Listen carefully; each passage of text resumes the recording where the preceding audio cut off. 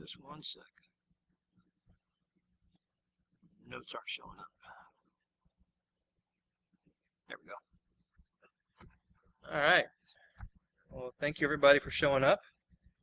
My name is Jason Clark, and today we're going to be talking about passive-aggressive defense. Yay, that's working. So who am I and what's this talk about? Like I said, my name is Jason Clark. I'm a father and a husband and a hack of all trades. Mostly I spend my free time hacking on embedded systems, chasing tornadoes, and taking crappy photographs, and occasionally I get paid to work on large-scale systems and cloud security. Most of my ramblings you can find on Twitter at Scratch Hacks or on my website at cyborgworkshop.org. So what are we talking about today? The goal of today's talk isn't to introduce some kind of new tool or method for pwning the bad guys, though the pwn potential is definitely there. It's more about figuring out ways to get rid of the drive-by attacks and the noise and all the zombie boxes that are out there that are run by admins who are asleep behind the wheel. So today we're talking mostly about botnets, but we are going to touch a little bit on the occasional directed attack. And there's the animation now to show that. So what are these guys doing?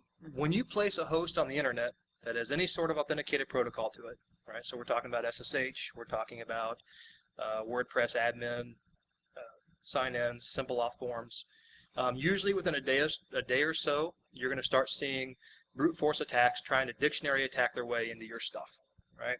This isn't some kind of advanced attack or an exploit. It's just simple, noisy password guessing. Now I've seen attacks that do one-shot type authentications, right? So we have username root, password root, username admin, password admin, and I've seen attacks that do a literal entire key space attack. So you start with root, password A, root, password B, root, password C, and so on. Then come back again, root, password A, root, password A, B. Something that's not going to complete for a couple millennia. As a security person, this type of attack doesn't put you into a panic, right? You're not thinking about, oh, are my web servers patched? Oh, have I hardened this? Do I have the right IPS signatures? But it should get you thinking about your password policy and maybe cringe a little bit. So why are these machines doing it? Most of the attackers are simply just compromised hosts that have been added to somebody's botnet. I've allowed several hosts to be compromised for a period of 30 days just to watch what they're doing, and I have yet to see a single host do any sort of DOS or advanced attack or really anything outside of attacking other hosts utilizing the same method they were compromised with themselves, right?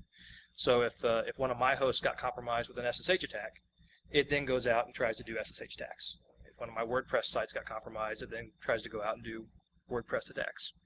I did see one host get compromised that was compromised with an SSH attack that then tried to go out and shove usernames and passwords into any web form it could find. I mean, it was going to Google and Bing and different search boxes and putting in root, and it just didn't work out very well. So what kind of servers are we talking about here? What boxes are doing the attacking? 90% of the boxes that I've seen so far, and this is over a volume of about 5,000 different machines, are unpatched Linux boxes. The web attacks are a little more varied. About 80% are Linux and 13% are Windows hosts. And then there's this weird 7% that are IP enabled. I have no clue. I think there's probably some webcams or something in there. But CentOS 5 by far is the most compromised attacker out there I've seen.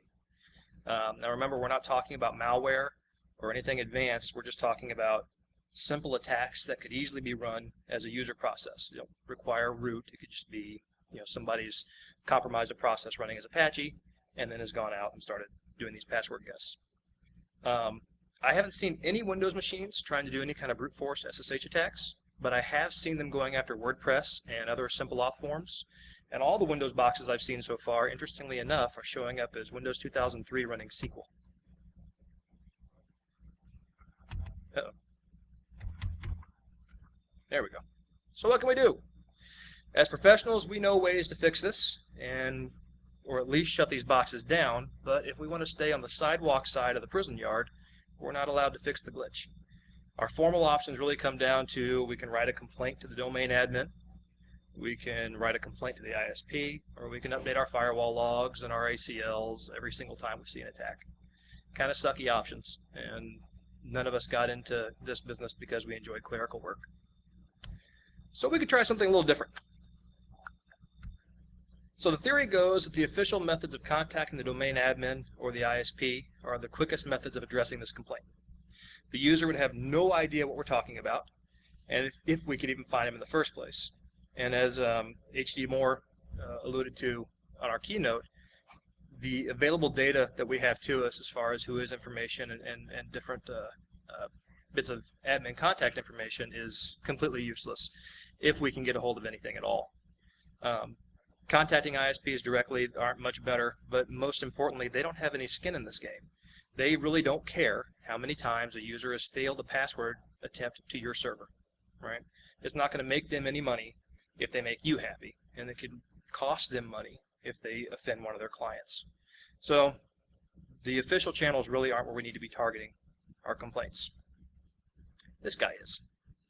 So this is the guy who is paying to have his website hosted on this shared instance, right? He's the one who has a brand and has an image tied to this website, and his brand is being diluted every single time this machine goes out and attacks you. And as the guy who's paying the bills, he's also got a phone number that he can call at the ISP or the hosting provider, and things will happen, right? So how do we find our new BFF here? We just look. I don't have to tell you that most people are really terrible about their internet footprint. They Facebook and they LinkedIn and they geotag photos of their house, and they basically make it impossible not to find them. All the data is out there. We just need to know what and where to look for. And fortunately, hackers who have come before us are very good at figuring out ways to find this information and then automating it so they never have to do it manually again. So all the data is there and all the tools are there. We just need to put it together and make it so we don't have to do this every single time we get attacked. So here's our toolbox. We're going to need a Linux box. We're going to need the Harvester Python script. We're going to need Swatch, which is a log watcher. Twidge, which is a command line Twitter client. Paste Bennett, which is a command line client that will blast out data to all kinds of different pastebin sites. We all know wget and nmap. And then SSMTP is a command line SMTP client. Then we're going to pull it all together with a tiny shell script to do what we need to do. So how's this attack going to work? Or how's our response going to work? So when we first detected an attacker is going after our stuff, we fire off 3 different threads. The first thread, which is, those aren't boxes. Those were supposed to be boxes. So we're going to talk about the arrows now. The first thread is basically a passive identification of the IP, right? So we go out to Aaron and we pull whois data and just anything that we can get from the traditional channels, and we store that into a file. The second thread that fires off, it's the one in this purple color over here, is more of our active identification, which is just an nmap with all the naughty bits turned off. We're just running a service scan and storing that off into a file. The third thread is going to use more of the tools that we talked about in the last slide, and this is more of a service history scan. So first we take and we go to Bing and we put in the IP address of our attacker into Bing, because Bing has this really cool facility where you can do IP colon and then an IP address, and Bing will return to you every single domain that has ever been associated with that IP that it's crawled. Okay, so now we have a list of, say, about 20 domains that were attached to this IP address. We take each one of those domains and we put them into the harvester.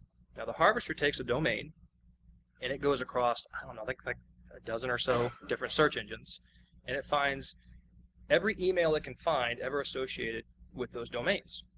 Right? So we take 20 domains, we run them through Harvester. Now we have about 200 to 500 email addresses, and we store that all off into a file. And now we take those 3 files we've just generated and we glue them together and we create 3 different artifacts. The first one's just an email that has everything we've pulled together.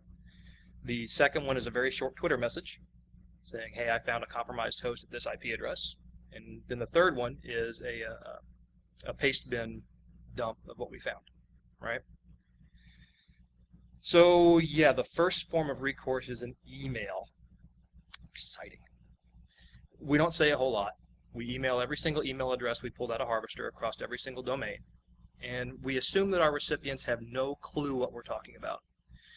But we're also sure to mention things like how people aren't going to be able to distinguish between the attacks that we're seeing and their brand, and how everything's going to look like it's coming from joesmortgages.com, even though his own website might not be compromised. The response so far has been overwhelmingly negative.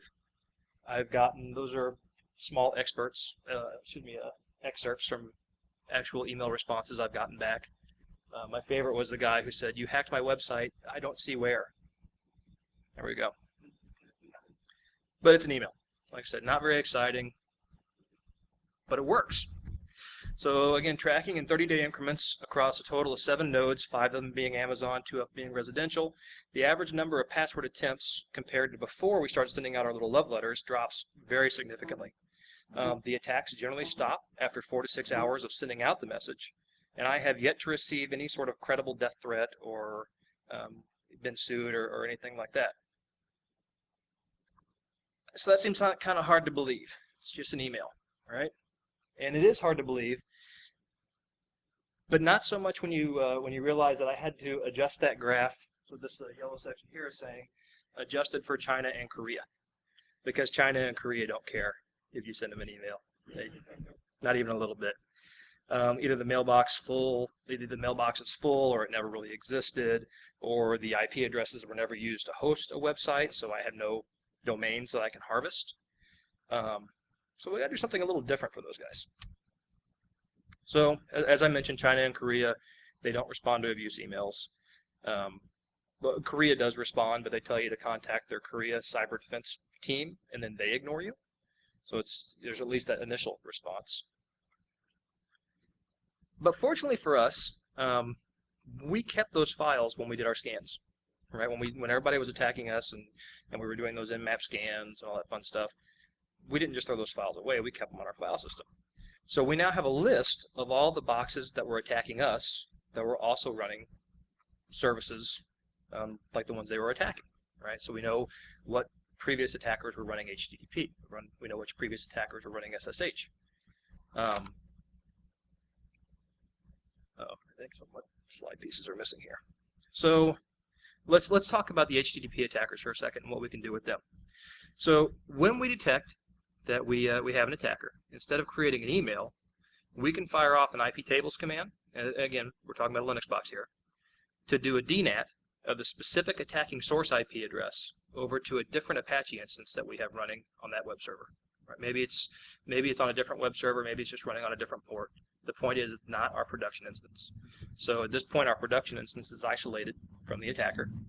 He's still thinking he's going to town and happily guessing away, but we're actually transparently redirecting him to a different Apache instance, right?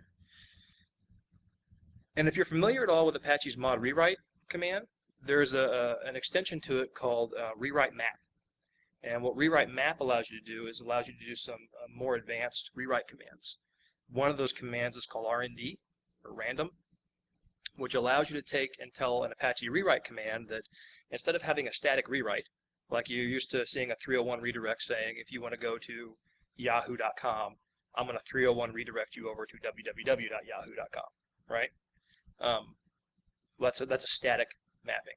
With a random map in Apache, you can tell Apache to say, okay, whenever I see a request for this URL, instead of doing a static rewrite, I want you to go pick a random entry out of this file and use that as your rewrite command. You see where we're going here, right?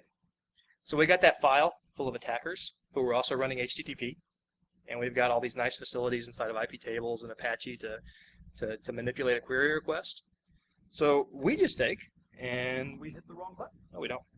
We just take and we send a 301 redirect back to our attacker saying, nope, nope, nope, my website is now over here at Joe's Mortgage.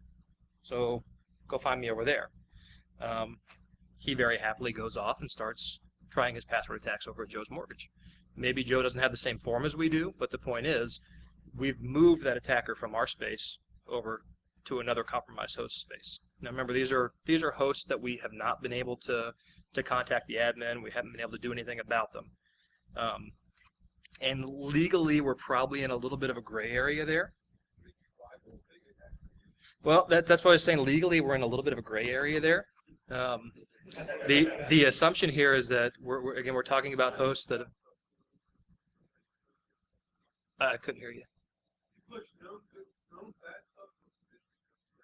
That's the understanding here is that the hosts that are still in the file are ones that are not known good sites. These are ones who have been attacking us that haven't been responsive.